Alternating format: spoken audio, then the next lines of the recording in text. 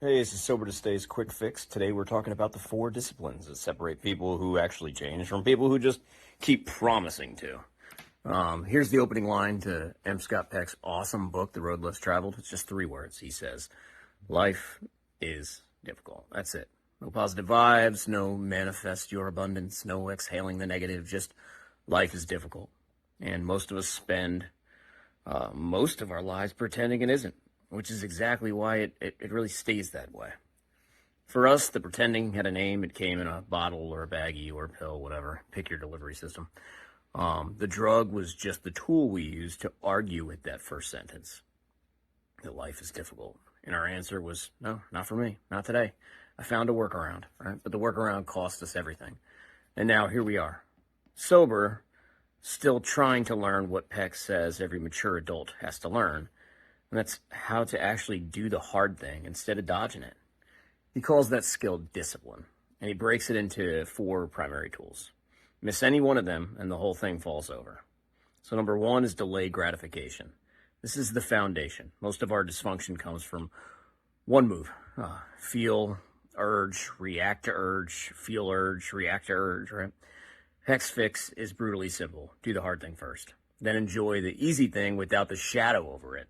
My example is doing the dishes. My wife asked me to do the dishes before she leaves. I decide I'll do them later, after the guitar, the book, the show, the snack.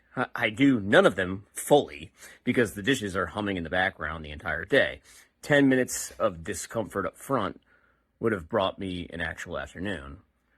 For us, this is the whole game. Relapse isn't usually the big moment. It's the little one.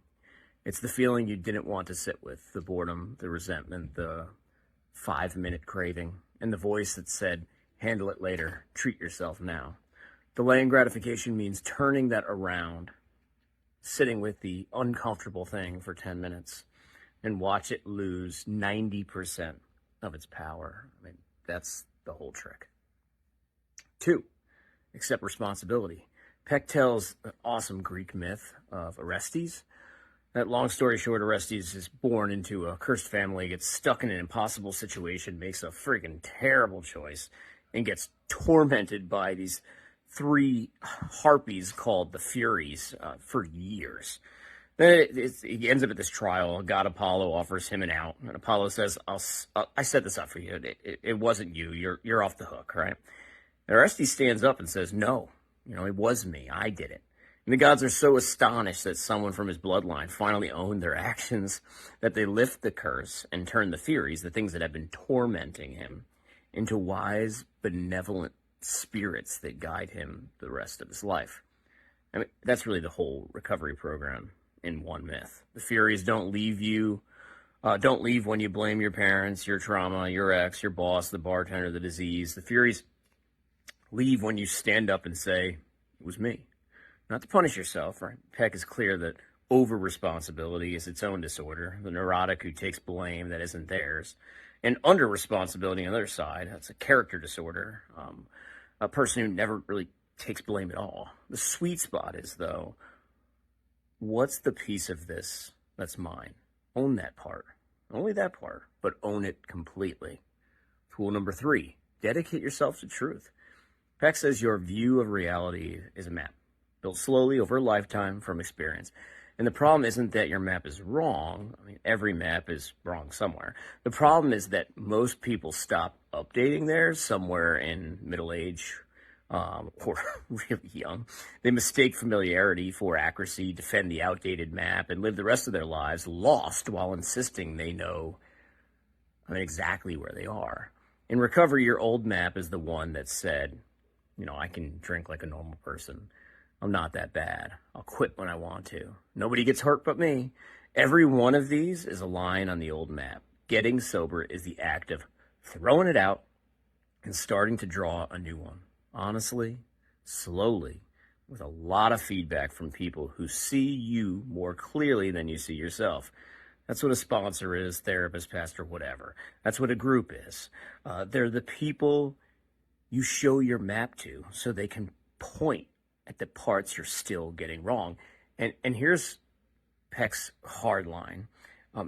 You have to welcome the discomfort of being wrong. You have to hold the truth as more important than your comfort. I mean, that's the opposite of everything addiction trained us to do, right? And finally, the last one is balance.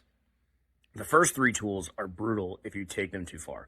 Delayed gratification forever, and you're not disciplined, you're just joyless, accept all the responsibility, and you're not growing, you're just collapsing. Pursue truth without tact, and you're not really honest, you're just cruel. Balance is the discipline of knowing when to hold on, when to let go, when to push and when to rest, when to speak the hard truth and when to let someone find it themselves. Peck uses anger as an example. A mature adult doesn't always express anger and doesn't always suppress it. They develop a repertoire, sometimes cold, sometimes hot, sometimes immediate, sometimes later, sometimes not at all. For us, balance is the difference between working a program and becoming a program. So rigid, so white-knuckled, so performative that you burn out and relapse anyway. Recovery without balance, it's just a new addiction with, I guess, some better PR. So now let's focus on the fix. 3 steps again. Step 1, catch the dodge. The dodge is whatever your brain says to help you skip a discipline. I'll do the dishes later. It wasn't really my fault. I already know that about myself. I'm fine. I don't need to rest. That's the dodge. It's the permission slip, the lie. It's the permission slip your brain hands you so that you can kind of stay wherever you are. Your job isn't to argue with it. Your job is to notice it and name it. That's a dodge. I'm skipping a discipline. Now, step 2, name which tool you're skipping. It's important. Every dodge maps to one of the 4. I'll do it later is skipping delayed gratification. It wasn't my fault is skipping responsibility. I already know that is refusing to update the map. I don't need to rest is obviously a balance problem. Once you name the tool, you got something you can actually work with. This is the move, the thing most of us never learn to do. Not I'm bad or I'm weak, but which specific muscle am I refusing to use right now? And step 3, do the 10 minutes. Peck's whole book comes down to one idea: front load the discomfort. 10 minutes at the sink, 10 minutes owning the part that was yours, 10 minutes sitting with the feedback that you didn't want to hear, 10 minutes resting when you'd rather grind. Whatever the discipline is, you don't have to do it forever. You just have to do the next 10 minutes. Because here's what Peck figured out and what every recovery program worth anything quietly teaches: befriend your pain. And she usually isn't interested in sticking around. She thrives on not being wanted. Stop running, and she leaves on her own. Life is difficult. That was the whole book right there in the first sentence. But Peck's follow-up is the part we forget. Once we truly see this truth, we can transcend it. So go transcend it 10 minutes at a time.